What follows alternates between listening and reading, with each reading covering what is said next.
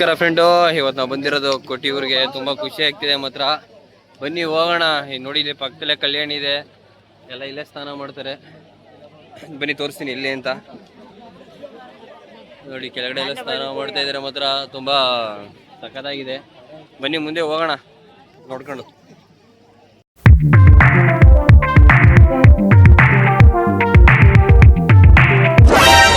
ನಾವು ಹೋಗಿದ್ದು ಮೈಸೂರಿಂದ ಕೊಟ್ಟಿಯೂರಿಗೆ. ತುಂಬಾನೇ ಚೆನ್ನಾಗಿತ್ತು ಮಾತ್ರ ಎಕ್ಸ್ಪೀರಿಯನ್ಸ್. ನಾವು ಬೈಕಲ್ಲಿ ಹೋಗಿದ್ದು ಮಾತ್ರ ಅಕ್ಕಪಕ್ಕ ಕಾಡು ಮತ್ತೆ ತುಂಬಾ ಎಂಜಾಯ್ ಮಾಡಿದ್ವಿ. ಮೈಸೂರು ನಾವು ನೈಟ್ 11 ಗಂಟೆಗೆ ಬೆಳಗ್ಗೆ 5 ಗಂಟೆಗೆ ಮಾತ್ರ. ತುಂಬಾನೇ ಚೆನ್ನಾಗಿತ್ತು ಮಾತ್ರ ಜರ್ನಿ.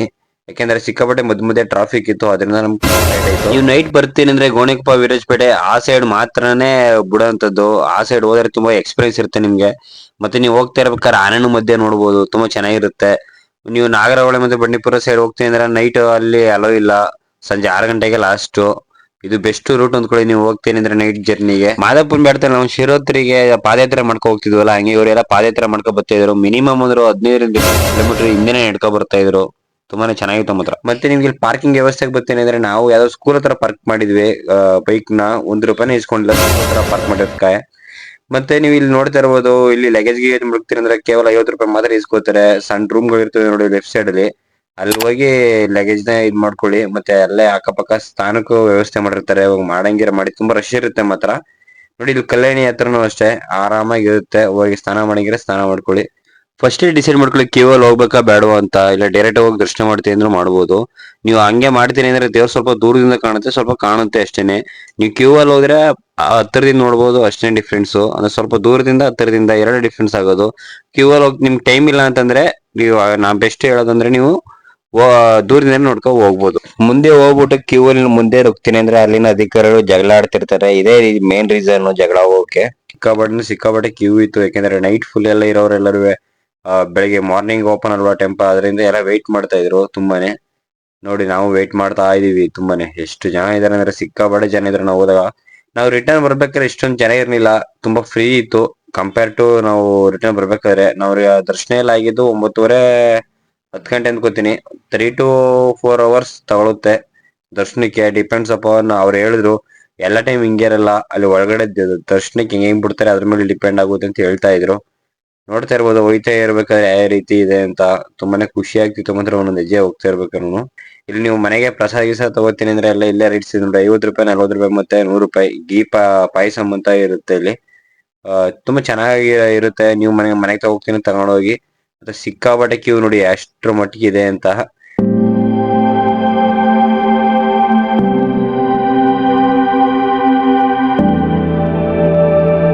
ನೋಡಿ ನಾವಂತೂ ಆದಷ್ಟು ಈ ಕಡೆ ತುದಿಯಲ್ಲಿ ಇರಕ್ ಟ್ರೈ ಮಾಡಿ. ಯಾಕೆ ಅಂತಂದ್ರೆ ಮಧ್ಯೆ ನಿಂತ್ಕೊಂಡ್ರೆ ಸ್ಮೆಲ್ ಬರುತ್ತೆ ಸಿಕ್ಕಾಪಟ್ಟೆ. ಈ ಕಡೆ ಇದ್ರಿಂದ ಗಾಳಿನೂ ಚೆನ್ನಾಗ್ ಆಡುತ್ತೆ.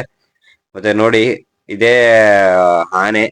ಇದೇ ಆನೆಯಿಂದ ಕೊಟ್ಟಿಯೂರ್ ಒಳಗಡೆ ರೌಂಡ್ ಓಡಿಸೋದು. ಟೋಟಲ್ 2 ಆನೆ ಇದೆ. 2 ಆನೆಯಲ್ಲಿ 1 ಆನೆ ತೋರಿಸ್ತಾ ಇದೀನಿ, ಇನ್ನೊಂದು ಆನೆ ಮುಂದೆ ಇದೆ. ಅದೊಂದ್ಸಲ ಇದೊಂದ್ಸಲ ಹಾಕಿ ರೌಂಡ್ ಹಾಕ್ಸ್ತಾರೆ. ಅದು ತುಂಬಾ ರೇರು ಸಿಗೋದು ನಮ್ಗೆ ನೋಡಿಕೆ. ಮತ್ತೆ ನೋಡ್ತಾ ಇರ್ಬೋದು ವ್ಯೂಸ್ ಹೆಂಗ್ ಕಾಣ್ತಾ ಇದೆ ಅಂತ. ಬೆಟ್ಟ, ಆ ಫಾಗು ಆಗೋ ಸೂಪರ್ ಆಗಿರುತ್ತೆ. ಮತ್ತೆ ಬೆಳಿಗ್ಗೆ ಮಂಜು ಬೀಳ್ತಾ ಇರೋದಕ್ಕೆ ಅದಕ್ಕೂ.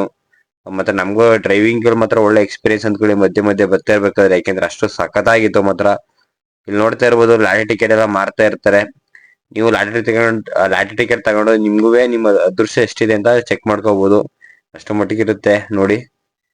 ಮಾತ್ರ ಇವರು 2 ಲಾಟರಿ ಟಿಕೆಟ್ ತಗೊಂಡ್ರು, ತುಂಬಾನೇ ಚೆನ್ನಾಗಿರುತ್ತೆ ಅಂತ. ಹೊಡಿತದೆ ನಮ್ಗೆ ಅಂತ. ಟೋಟಲ್ ಎಷ್ಟು 25 ಲಕ್ಷ ಜನ ಹೇಳ್ತಾ ಇದ್ರು. ಎಷ್ಟೋ ಟ್ಯಾಕ್ಸ್ ಕಟ್ ಆಗಿ ಬರುತ್ತಂತೆ 30%. ಅದನ್ನು ಹೇಳ್ತಾ ಇದ್ರು.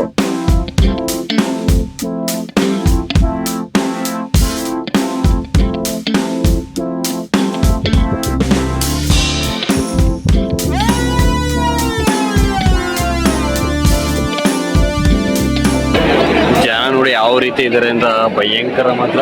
ಯಪ್ಪ ಸಿಕ್ಕಾಪಟ್ಟೆ ರಶ್.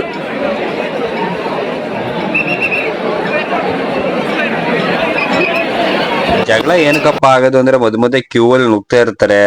ಆ ಕ್ಯೂ ಅಲ್ಲಿ ಹೋಗ್ತಿರೋ ಕಾರಣ ಅವ್ರು ಬಂದು ಜಗಳ ಆಡ್ತಾರೆ.